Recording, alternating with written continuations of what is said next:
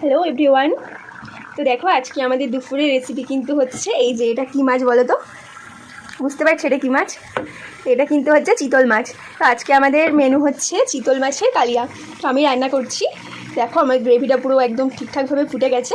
তো এখন এই যে মাছগুলোকে এক এক করে ছেড়ে দেবো আমি। আমার গ্রেভিটা পুরোপুরি ফুটে গেছে। দেখো আমি মাছগুলোকে সব সাজিয়ে দিয়ে দিলাম।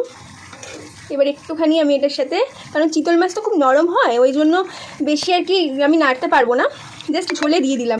তো তোমরা কে কে চিতল মাছ খেয়েছো, আর চিতল মাছ খেতে ভালোবাসো কে কে, আমাকে অবশ্যই কমেন্ট করে জানিও, ঠিক আছে? আর যারা যারা খাবে তো চলে এসো। তো দেখো বন্ধুরা, আমার রান্নাটা কিন্তু একদম কমপ্লিট হয়ে গেছে। আমার মাছটা কষানো পুরো কমপ্লিট, আমি আর কোনো জল দিইনি, গ্রেভিটা যেহেতু একদম তৈরিই ছিল সেই কারণে। তো দেখো কতটা সুন্দর লাগছে। তো আমি জাস্ট এই যে একটু চিনি দিইনি, যেহেতু একটু উপর থেকে এই যে চিনি হালকা ছড়িয়ে দিয়ে আমি কিন্তু এবার নামিয়ে নেব।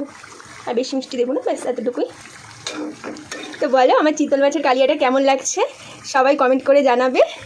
আর তোমরা কে কে চিতল মাছের কালিয়া খেয়েছো বা খেতে ভালোবাসো আমাকে অবশ্যই অবশ্যই জানিও। তো ভিডিওটা ভালো লাগলে লাইক কমেন্ট শেয়ার করে দিও, আর অনেক অনেক ভালোবাসা দিয়ে চ্যানেলটার পাশে থেকো।